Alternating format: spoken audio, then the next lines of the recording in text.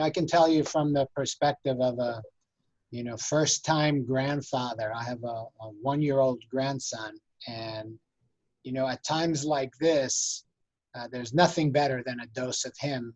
And I haven't seen him in 3 weeks, even though he's right nearby, because how could I?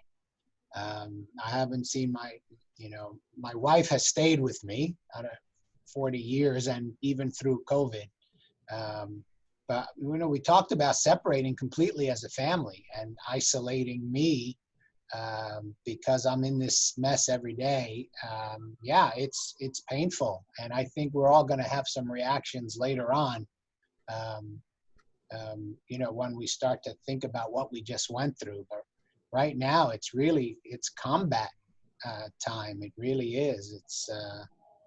But I really do miss the comfort that comes from our families. That's something we've always had to count on. And right now, every time we think about hugging them, we might hurt them. And so you don't. Yeah. It's tough. Yeah, it's a problem. Hey, Adam, how about you? So many of my partners and I think I mentioned this on the QSD call the other day.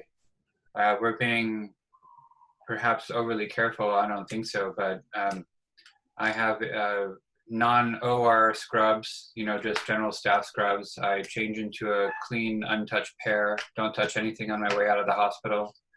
I have a pair of shoes that I wear from my office that doesn't go anywhere near patient areas to the car, and then from the car to the office. And then I change into a different pair of shoes to see patients in the hospital.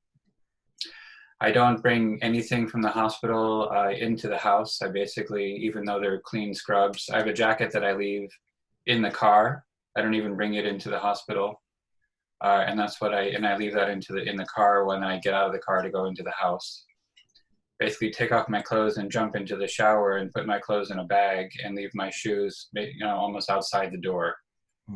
So that I don't bring it home. I have a 76-year-old mother-in-law in the house, and if she gets it, that would be the end of more than just my marriage.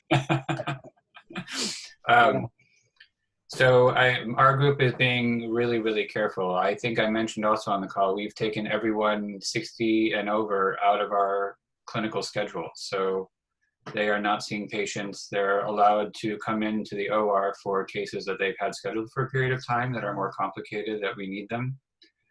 But for most cases, for all surgeon of the week and surgeon of the day and surgeon of the night activities, no one over 60 is in our clinical rotation right now.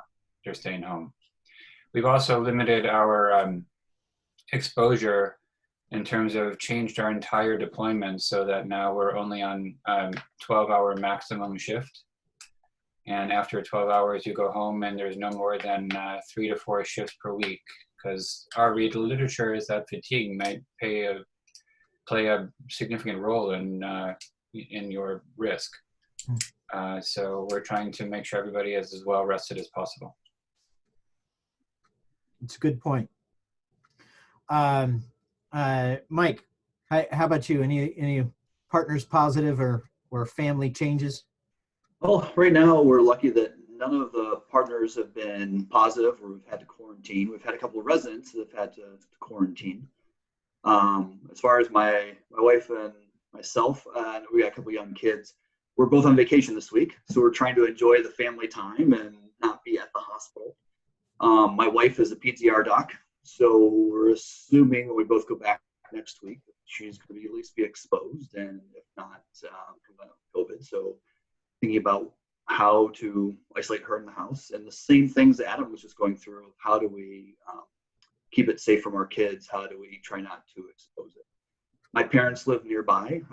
They're in their 70s. They often help us with childcare, but we video chat with them a lot, and basically said, we'll see you this summer. Not really don't want to expose them. Interesting. Samir, how about you guys? Yeah, I mean, much of the same stuff. And I mean, we all have concerns in terms of infecting our loved ones. But, I think, at least for me, I have kids that are between 5 and high school, and I think they should do okay. I hope. And we're trying our best to avoid bringing it home. Same kind of stuff, extra pair of scrubs and showering, changing clothes, those kind of things. But I mean, at the end of the day, like, this is our job, is to go and take care of people. And like, this is what we're called to do. And like, and we're good at it. And so we got to go in and we got to work. And I think my kids and my family understand that, and they appreciate why I go into work, and they know to leave me alone at times and to cheer me up at times. But I've definitely not gone to isolating myself. I mean, I think that would be very difficult for me to do. All right.